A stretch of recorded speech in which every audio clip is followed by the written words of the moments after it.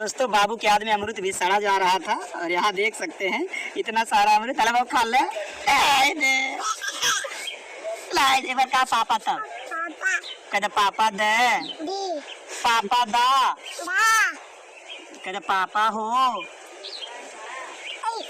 हाँ हले कौन हला लेवा कौन लेवा को लाई दे जा। नमस्कार दोस्तों, आपको बता दूं कि आज बहुत ही खुशी की बात है कि मालती चौहान अपने बेटे के साथ विष्णु राज के घर पहुंच गई है।